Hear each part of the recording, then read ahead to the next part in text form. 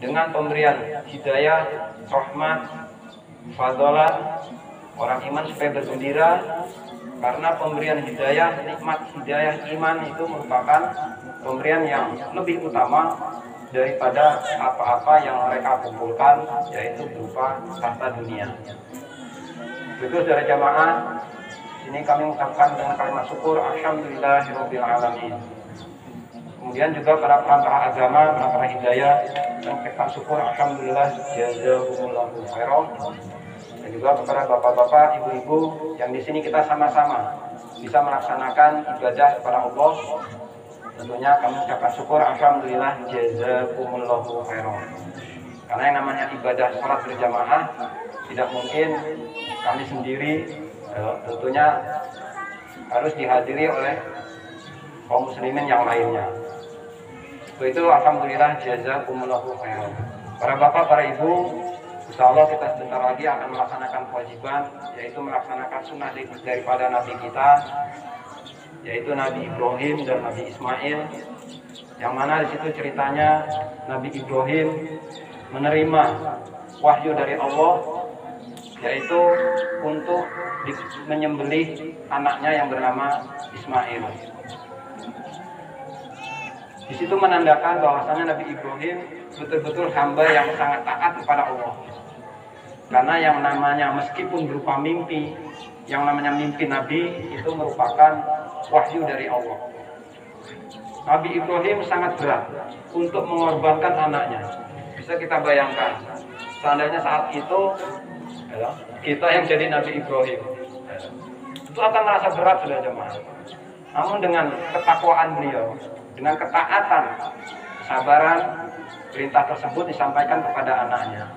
Ternyata Ismail pun, Nabi Ismail pun, itu seorang hamba yang memang rela ridho dan meyakinkan bapaknya, Nabi Ibrahim, kalau memang itu perintah Allah, seberat apapun, Allah pasti menjanjikan kemuliaan. Maka betullah pada saat Nabi Ibrahim menyembelih Nabi Ismail karena merupakan perintah Allah, pada saat itu juga ternyata Allah mengganti dengan seekor kambing kibas yang besar, yang gemuk. Dari seperti itu saudara jamaah, kalau kita melaksanakan perintah Allah dengan betul-betul ridho, dengan betul-betul menerima dengan dasar ketakwaan, pasti ada kemuliaan di situ. Tapi jangan coba-coba bapak-bapak mimpi nyembelih anaknya kemudian disembelih beneran, mati beneran anak bapak. Itu saudara jamaah, saat ini kita dengan adanya Allah menurunkan wahyu kepada Nabi Ibrahim untuk menyembelih Ismail, ternyata umat selanjutnya dan sampai hari kiamat itu diperintahkan untuk menyembelih hewan kurban. Itu pada saat zaman Rasulullah SAW, Allah menurunkan wahyu, inna a'tainakal kautsar fasholli li rabbika wanhar inna shani'aka huwal abtar. Rasulullah saat itu memerintahkan untuk mencari 2 ekor kambing kibas yang gemuk, dan beliau langsung menyembelihnya setelah selesai sholat Idul Adha.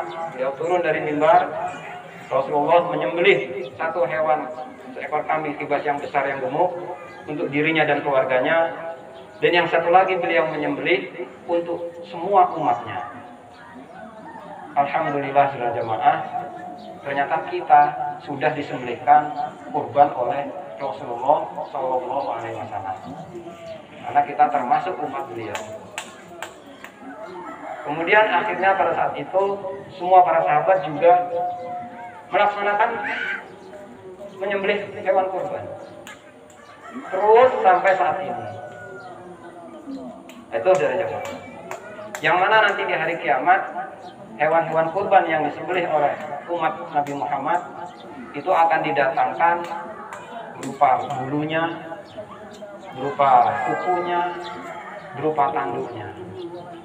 menyaksikan bahwasannya itu sembelihan yang telah kita laksanakan. Alhamdulillah, jazakumullahu khairan.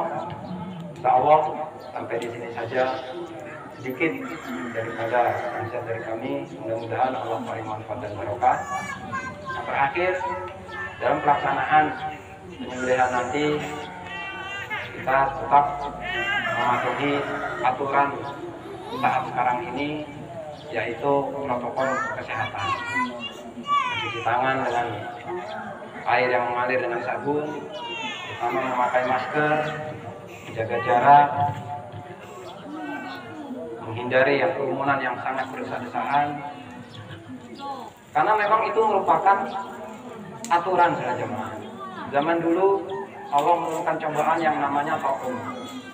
Dulu aturannya Nabi perintah suatu kampung yang terkena wabah, maka penghuni kampung tersebut tidak boleh keluar dari kampung tersebut, dan orang-orang yang di luar kampung tersebut tidak boleh masuk ke dalam kampung tersebut. Pada saat itu aturan protokol kesehatannya seperti itu. Kalau sekarang tentunya kita tidak bisa, karena kita kampung kita ini sudah berdekatan. Kalau zaman dulu betul, memang kampung itu berjauh-jauhan. Madinah, Mekah sangat jauh, luar biasa. Sekarang kita tetap mengikuti aturan yang telah dibuat oleh pemerintah, yaitu yang namanya 5M. Bahkan dari kepengurusan kita menambahkan menjadi 10M. Luar biasa. Di antaranya tambahan itu adalah supaya banyak berzikir. Jangan malah pandemi banyak di rumah, malah banyak lahan. Banyak berzikir pada Allah, kemudian memperbanyak berdoa. Kemudian juga betul-betul menyerah, tawakal totalitas kepada Allah, bertawakal kepada Allah. Alhamdulillah, jazakumullahu khairan. Mudah-mudahan Allah memberikan kesehatan, kewasan, kebarokan kepada kita semua, sehingga kita tetap di dalam hidayah Allah, hingga tutup pol ajal mati kita masing-masing. Alhamdulillah, jazakumullahu khairan. Assalamualaikum warahmatullahi wabarakatuh.